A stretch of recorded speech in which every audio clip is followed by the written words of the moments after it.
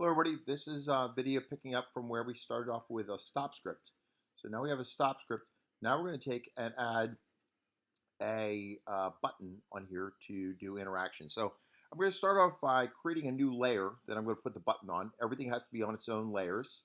So I'm going to click on a new layer. I'm going to call it button. Actually, I'm going to call it buttons because I'm going to put multiple buttons on there. Okay. The other thing I'm going to do is I'm going to make sure that the actions layer is at the very top. I always do this so I know that I'm not placing things on the actions layer outside of the spot that I want. I don't want to put graphics on the actions layer. I only want to put actions on the actions layer.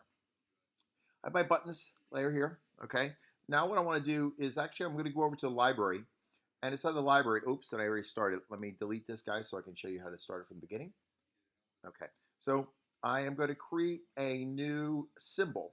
And down at the bottom of my screen, it's a little thing that says new symbol. Click on it. I'm going to call this one button. I'm going to just give it a generic name because we can reuse the button any number of times. The type is going to be button, and I'll show you why that's important. I'm going to click on OK. Right now, I just get a blank screen. This is going to actually be where you draw your button. So I'm going to do a simple, just going to draw a simple shape, and that's going to represent my button. Okay. I'm not going to put any labels on this. I'm going to put the labels actually when I get on the actual stage itself. But in the library, I've created this button. It's got a square right here. If you look down the bottom, it's got up, and it's got over and down and hit. I will talk about what those things mean a little bit later on. Right now, I just want to have the shape that's going to represent the button.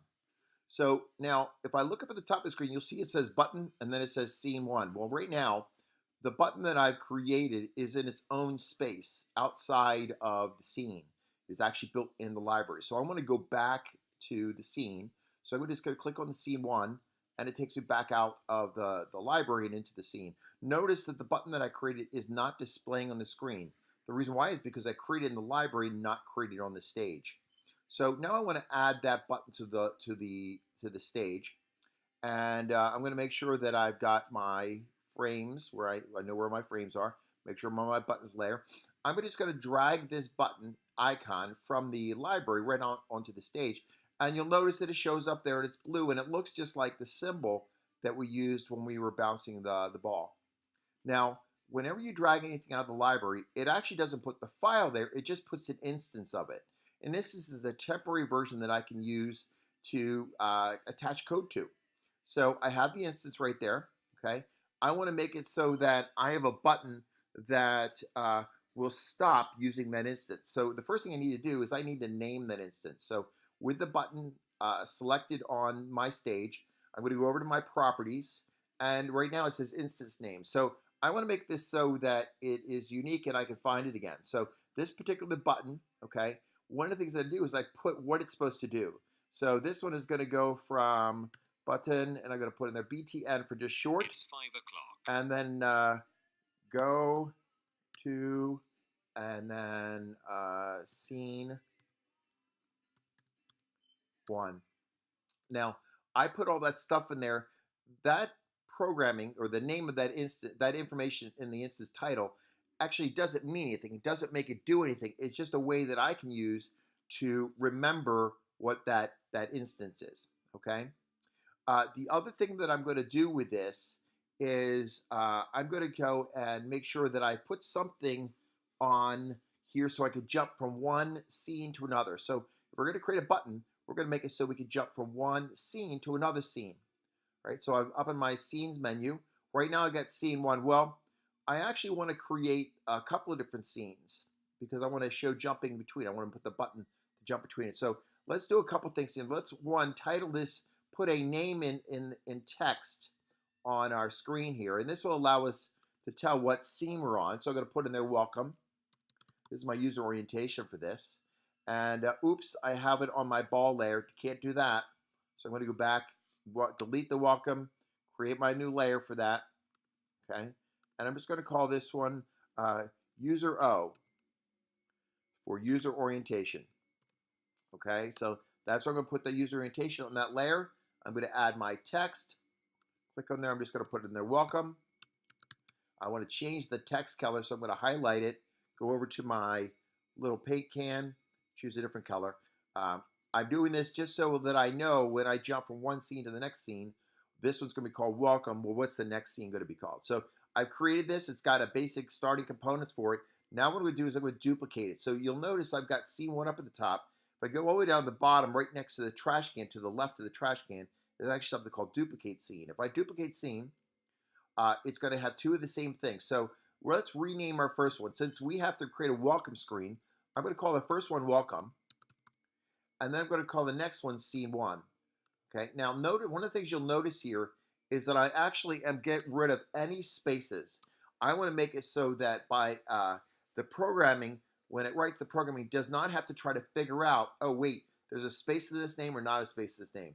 When I create the title with no space in the name, I know that it's going to function and I don't have to guess whether it has a space or not. Okay, so now I've got my welcome and my scene one. Now I'm going to click on scene one. I'm going to modify the text that's on the screen so that I know what scene I'm on. So I'm on scene, okay, scene one, okay, and I'm just putting the text on the screen. That is just so that when I'm in my welcome screen and I jump over to my scene one, I can see the difference, okay? So we're going to go back into our welcome scene, and we're going to add to the button that's here, welcome, add to this welcome screen. We're going to make this button instance active. So it says go to scene one, okay? So now what I need to do is I need to add my action script. And remember from before, you could either choose to right click on it, or you could choose to open up the actions palette.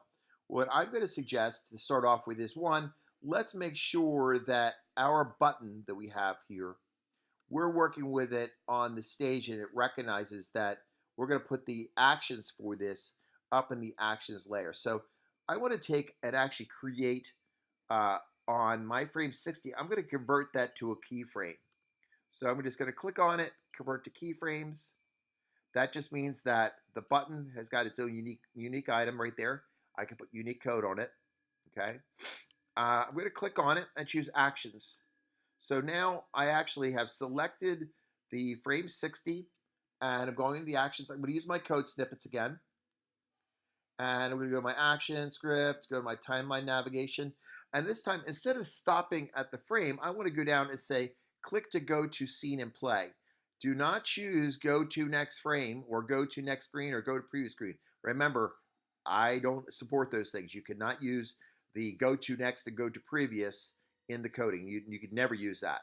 So I want you to go to scene and play. When I double click on it, it's going to go fill in all that details. The thing that I needed to make sure that fills in there is what scene am I going to? Well, I'm not going to the welcome scene, so I'm going to just plain scene one. Notice that I got rid of all the spaces. So if I close this now, and I'm going to go up to test this, so I'm going to go to my control, test movie, test and animate. It's going to come up. It should hopefully play without an error. I keep on getting this Java machine error. This is the one that I described actually inside of your system. Let's see if I can get this to work without having to modify this.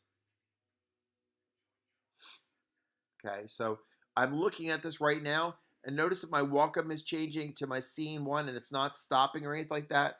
Well, that tells me right there that none of my action scripts are working.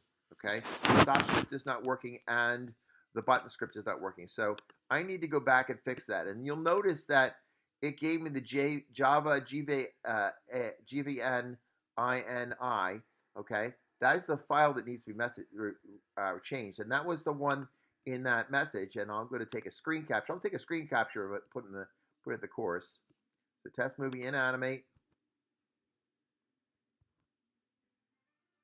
and I got this text, and I'm going to highlight it all. Actually, I'm just going to take a screen print of it. I can't highlight this, so that we have this inside of our course. I'm going to put this in the help forum. So if you see this message, you'll see what the action. So what I'm saying is it's telling me that I need to modify the design. So right now, or modify this file. Right now it says it's at 128. I need to update that. So I'm going to click on OK.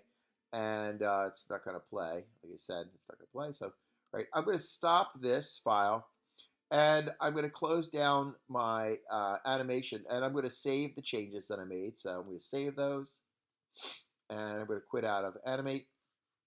And I need to find that file that was referenced in the little message. So what I'm going to do is I'm going to take and open up I have got a text editing program inside of my Mac here, and on PCs you'll have different text editing programs than we would do on our Mac. And I'm going to open up. Where do I have it? I have it in here someplace. I'm going to pause the recording for this. There's no sense you you watching through this whole recording. So I'm going to pause this and then I'll come right back.